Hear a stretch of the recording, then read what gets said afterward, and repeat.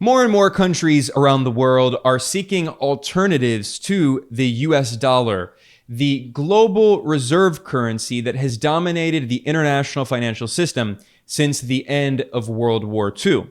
And it's not only countries that the United States targets with its very aggressive foreign policy, countries like, for instance, Russia or Iran or even China. In fact, even longtime US allies are trying to hedge their bets. They're diversifying their international trade and experimenting with using other currencies. And they're also diversifying the foreign exchange reserves their central banks hold. And a good example of this is Saudi Arabia, a country that for decades has been one of Washington's most loyal allies in the Middle East, or a better term is West Asia. What we've seen is recent reports in the past few years that Saudi Arabia is considering selling its oil in other currencies. Of course, Saudi Arabia is one of the world's largest oil producers. And specifically, the Chinese president, Xi Jinping, announced that China is talking with Saudi Arabia about buying oil in China's currency, the renminbi. And this has very much angered the United States.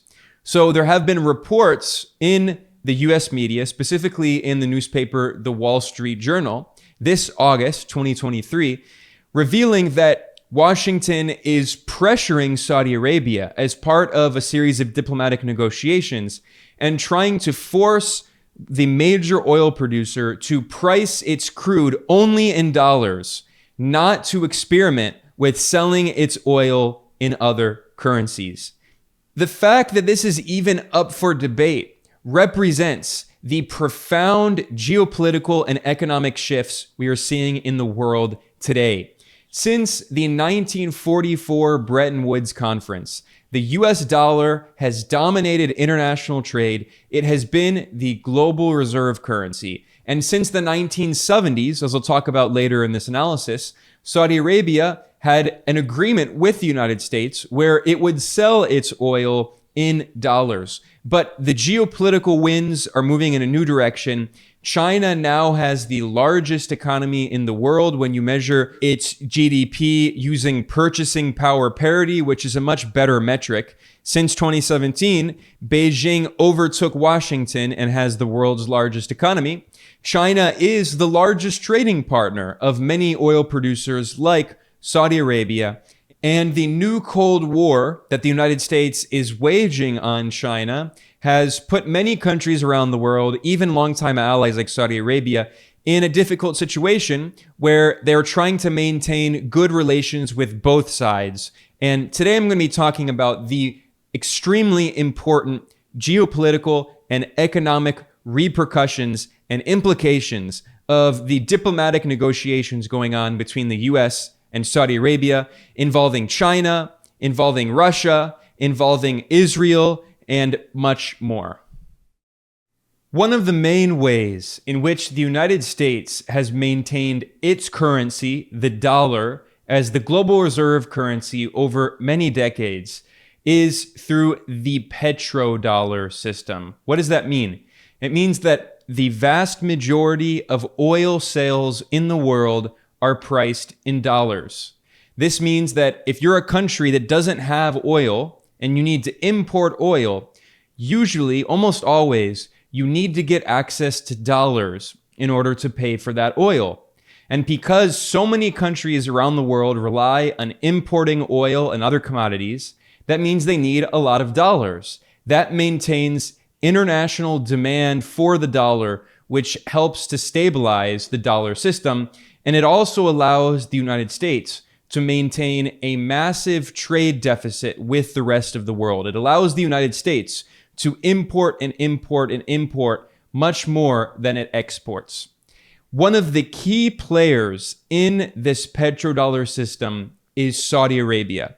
For decades, Saudi Arabia has been one of the world's largest oil producers. Saudi Arabia also plays an important leadership role in OPEC, the Organization of Petroleum Exporting Countries.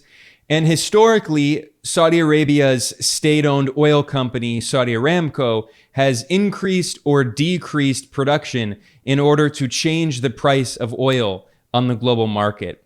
As of 2022, it was the second largest oil producer in the world, representing 12% of global oil production. And actually, in first place was the United States, representing 20% of global oil production. It was the Barack Obama administration that massively increased oil and gas production in the U.S.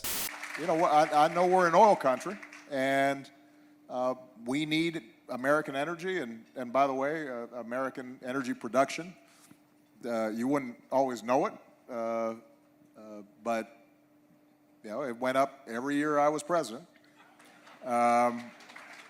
And you know, that whole suddenly America's like the biggest oil producer and the biggest gas.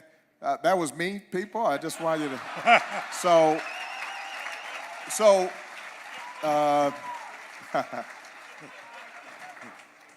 It's a little like, you know, sometimes you go to Wall Street and folks will be grumbling about anti-business. And I said, have you checked where your stocks were when I came in office and where they are now?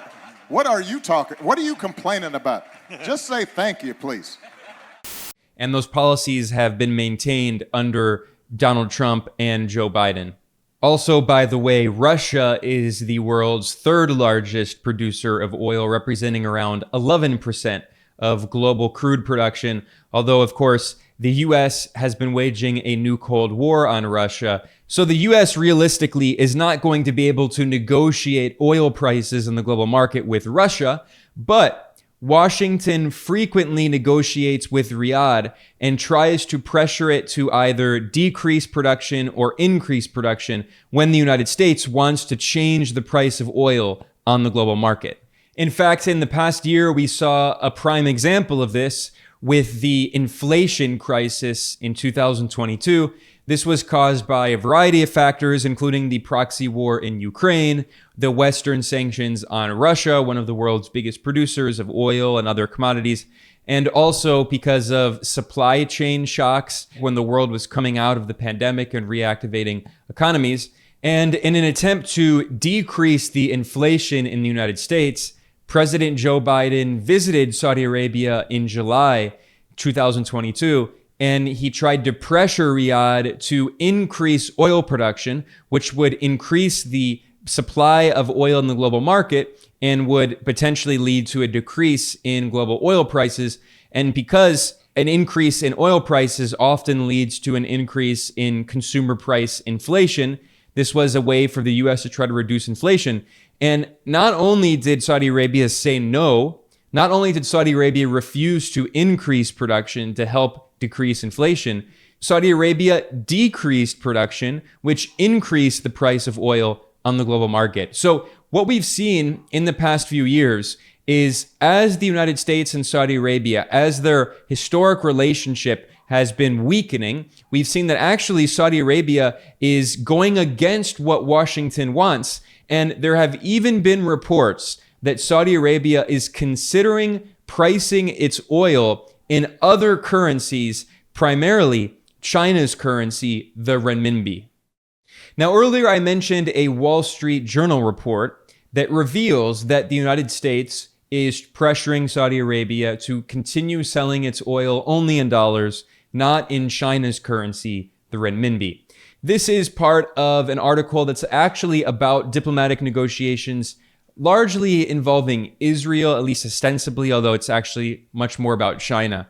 And this article is titled, "Saudis Agree with U.S. on Path to Normalize Kingdom's Ties with Israel." Although I think if you read the article, you'll see that the headline is actually a bit misleading. So let's take a look here. The report states that the U.S. and Saudi Arabia have agreed on the broad contours of a deal for Saudi Arabia to recognize Israel in exchange for concessions to the Palestinians. Although, again, if you read through the article, you'll see that that is really exaggerating. However, the fact that they're even discussing this is a major betrayal to the Palestinian people. Historically, Saudi Arabia has claimed to support the Palestinian struggle against Israeli colonialism. And today, millions of Palestinians live under a system of brutal apartheid. The fact that this is an apartheid regime is not even controversial. It's an objective fact. I mean, many people have been saying this for years, but even the mainstream Western human rights organization, Amnesty International, which is very biased in the interest of the West, even they have admitted that Israeli authorities must be held accountable for committing the crime of apartheid against Palestinians. I actually talked about the implications of this Amnesty report with friend of the show, Ali Abunimah, a great Palestinian-American journalist. I will link to the video in the description below of our discussion of how Israel is an apartheid regime. But anyway, any country that is willing to normalize relations and support this apartheid regime is clearly abandoning the Palestinian people. And the fact that Saudi Arabia is considering this shows that they've never really been committed to defending the Palestinian cause, committed to fighting against Israeli colonialism backed by the Western powers. This is not something new, but what did happen is under US President Donald Trump in the so-called Abraham Accords, Washington pressured the United Arab Emirates and Bahrain to normalize relations with apartheid Israel. And now the Biden administration is pressuring Saudi Arabia to do the same. However, if you read this report from the Wall Street Journal, you can see that a big part of these negotiations that are ostensibly about Israel-Palestine is actually involving China and Washington's attempt to cut off Saudi-Chinese relations. Now, the article reveals that Saudi Arabia wants help from the United States in order to develop a nuclear program. And ostensibly, this is a civilian nuclear program for nuclear energy. But we all know that Mohammed bin Salman, the crown prince of Saudi Arabia, has expressed interest in having nuclear weapons. He wants Saudi Arabia to be a more significant power, and he thinks that getting nukes is going to help him. So essentially, the U.S. is helping Saudi Arabia move toward getting nuclear weapons. And in return, the United States is pressuring Saudi Arabia to reduce its growing relations with China. According to the newspaper, the Biden administration has three main demands for Saudi Arabia in these negotiations, ostensibly about Israel, but actually about China. First of all, the United States wants to assure that Saudi Arabia will never allow China to build a military base in the kingdom. Second of all, the U.S. is trying to pressure Saudi Arabia to cut its ties to Chinese tech companies. Specifically, it wants Saudi to cut its relations with Huawei, the major Chinese tech company. This is part of Washington's tech war against Chinese firms.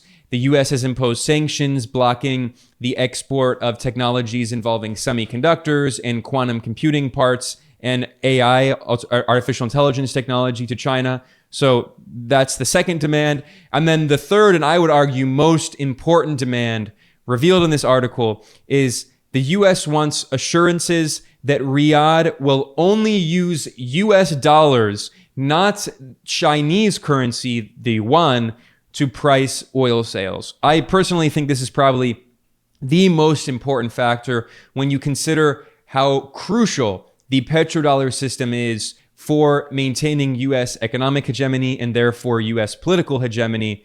And of course, this is exactly what U.S.-Saudi relations have been based on since the very beginning, going back to the famous visit by Franklin Delano Roosevelt, President FDR, on his last Valentine's Day, the 14th of February, 1945. He met with the Saudi king, Ibn Saud, in Egypt, off the coast in Great Bitter Lake, on the ship, the USS Quincy. And famously, the agreement was made where the United States would provide support for Saudi Arabia, would protect the kingdom, and in return, the kingdom would provide oil to the United States. Now, what this Wall Street Journal report really acknowledges, in addition to the fact that, Saudi Arabia is considering betraying the Palestinians and recognizing apartheid Israel, and the fact that they're even willing to negotiate, is preposterous, because you can never trust the Israeli apartheid regime, especially right now with the far-right fanatic Benjamin Netanyahu back in power. I mean, the fact that they're even considering this is outrageous. But I actually think one of the more important revelations of this report is the fact that the United States, we have evidence that the United States is pressuring Saudi Arabia not to sell its oil in China's currency, in yuan. And it's an acknowledgement of how big of a threat de-dollarization is to U.S. economic hegemony. It's clear that Washington is very concerned about the growing relations between Beijing and Riyadh. And the reality is that, again, China is the world's largest economy when you measure it for purchasing power parity. It has been since 2017. And China is Saudi Arabia's largest trading partner. So it only makes sense for them to deepen their relations, especially when you consider the fact that for a decade now, China has bought more oil from West Asia, from the Persian Gulf region, than even the United States. It's the largest purchaser of oil in the region. So why would Saudi Arabia sabotage its relationship with its largest customer, the largest purchaser of its exports? It doesn't make any sense. And I have no sympathy for the monarchy in Saudi Arabia. I do not. I think it's an awful political system, but it's also one where the people running it are rational. They are logical people, and they're not going to cut off their arm in order to appease the United States. The reality is that the situation in the world economically and geopolitically has shifted drastically. It is no longer the 1940s. Saudi Arabia now has other countries it can do business with, like China, like Russia, like India, like Iran. And I'll talk about later the new diplomatic relations that China helped to negotiate between Saudi Arabia and Iran. The world is no longer the unipolar order dominated by the United States. So Washington keeps trying to pressure countries around the world to sabotage their relations with what is in many cases their largest trading partner, China. Today, there are more countries around the world whose largest trading partner is China than countries whose largest trading partner is the United States. And as the Chinese economy continues to grow year by year, and as the US economy has stagnated, that situation is only going to continue to move in the direction of Beijing's advantage, not Washington's. Now, back in December 2022, China's President Xi Jinping took a historic trip to Saudi Arabia, and in Riyadh, he signed a series of agreements with the Arab League, and there were representatives from dozens of Arab countries there. And he also signed agreements with the Gulf Cooperation Council. And while in Saudi Arabia, President Xi made an incredible speech. He revealed that the countries had come to an agreement by which China would buy oil and gas from the Persian Gulf region using its own currency, renminbi, or the unit of the renminbi is the yuan. And I'm going to read here from a Reuters report from back in December. This is a quote from President Xi. China will continue to import large quantities of crude oil from GCC countries, expand imports of liquefied natural gas, strengthen cooperation in upstream oil and gas development, engineering services, storage, transportation, and refining, and make full use of the Shanghai Petroleum and Natural Gas Exchange as a platform to carry out yuan settlement of oil and gas trade. That last line is the most important. To carry out yuan settlement of oil and gas trade. This is a direct challenge to the petrodollar system on which the hegemony of the US currency is based. Just a few weeks after Xi made those comments, there were similar remarks by Saudi Arabia's finance minister, and this is a report from the website oilprice.com titled, Saudi Arabia is open to discuss non-dollar oil trade settlements. So the finance minister made it clear, public for the first time, that yes, Riyadh is considering the possibility, it is open to the possibility of pricing its oil in other currencies, not just the dollar. Although I do want to clarify that there has not been a public announcement of this happening. Thus far, it has really just been a debate going on. There have been some reports in the financial press in the West that Saudi Arabia is considering this. In fact, the Wall Street Journal published a report in March 2022 titled "Saudi Arabia Considers Accepting Yuan Instead of Dollars for Chinese Oil Sales." But again, these are just talks, they're just negotiations. We have not seen this happen yet. In fact, what we have seen is that the United Arab Emirates, a neighbor of Saudi Arabia in the Persian Gulf region, the UAE has actually sold natural gas, liquefied natural gas, to China in Chinese yuan, and they actually did it through a French company, Total Energy. So there is a precedent of this happening, and Saudi Arabia may do it. But thus far, there's been a lot of speculation. We don't really know what's going to happen. And the latest report from this August 2023 in the Wall Street Journal revealing that the US is pressuring Saudi Arabia not to price its oil in yuan suggests that maybe there still is room for maneuvering here. This is something that's still up in the air.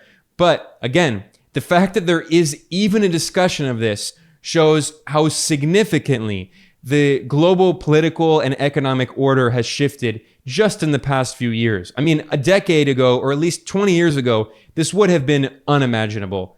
Now, earlier I mentioned that back in the 1970s, Saudi Arabia made an agreement with the US that it would sell its oil in dollars. This is the Petrodollar system that was created. And this is not just a rumor. It's not just an urban myth or something. We have evidence of this. I'm going to look here at a report in Bloomberg, the business media outlet, back in 2016, titled "The Untold Story Behind Saudi Arabia's 41-Year U.S. Debt Secret." And it talks about, in 1974, this is toward the end of the Richard Nixon administration, and the newly appointed U.S. Treasury Secretary, William Simon, took a trip to Saudi Arabia. And he also did this in collaboration with Henry Kissinger, who, of course, was a top official overseeing foreign policy under Nixon. And the goal of this trip was to neutralize crude oil as an economic weapon and find a way to persuade Saudi Arabia to finance America's widening deficit with its newfound petrodollar wealth. That's what Bloomberg says. And it notes that the basic framework of the agreement made was strikingly simple. The U.S. would buy oil from Saudi Arabia and provide the kingdom military aid and equipment. In return, the Saudis would plow billions of their petrodollar revenue back into treasuries, therefore financing America's spending.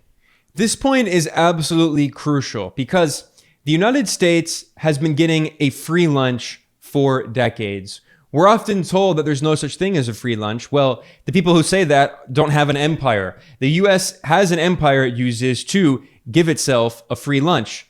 The reality is that most countries around the world, if they maintain a constant current account deficit, that is a trade deficit with the rest of the world, if they're constantly importing more than they're exporting, what that does is it devalues their currency in relation to the currency they use to pay for those imports, which is usually dollars. So usually, if you're a country like Argentina and you're constantly importing oil and you have to get dollars, usually what's going to happen is with that constant current account deficit, your currency, say the Argentine peso, will depreciate, will devalue against the US dollar. So it helps strengthen the dollar and weaken your currency. And at least hypothetically, what economists often say, although it doesn't really end up working out this way, is what this does over time is it will devalue your currency. And what that does is it makes imports more expensive because you have to get the foreign currency to pay for imports, but it's harder to get the foreign currency because your currency has depreciated against it. So over time, imports become more expensive, but also exports become less expensive, so you become more competitive. So over time, hypothetically, it will increase the competitiveness of your country's exports and it will help balance your trade.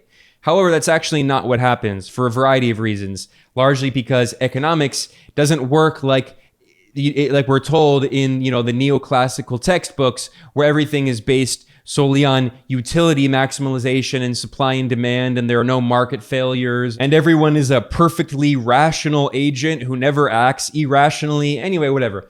The point is that the United States has maintained a massive current account deficit, a massive world historic trade deficit. So in the 1970s, largely because of US military spending on the Vietnam War to maintain its empire of bases around the world, the US began having a current account deficit, and it grew in the 1980s drastically, and it continued growing and it skyrocketed in the 2000s, and today it is just massive. We're talking about a current account deficit in 2022 of nearly $1 trillion. I repeat, nearly $1 trillion. And for most countries, for almost every country on earth, if they were to maintain a massive current account deficit like this, it would lead to a significant devaluation of their currency. But the dollar hasn't significantly devalued. And why is that? Well, there are a variety of reasons. One is simply because of the power of the US military, which can threaten any country around the world that tries to de-dollarize and overthrow their government. That was a factor in the wars against Libya, against Iraq, against other countries. So that's certainly one factor. Another significant factor is simply that the US has open capital markets and a lot of ways to invest in US corporations, in the stock market, in US treasuries, which are seen as very secure and stable, largely because the US has this massive empire and it can, overthrow any foreign country. So it's seen as the most stable currency. And there's a psychological element because people believe the dollar is the most stable currency. They hold their wealth in dollars and in US Treasury securities, dollar-denominated assets.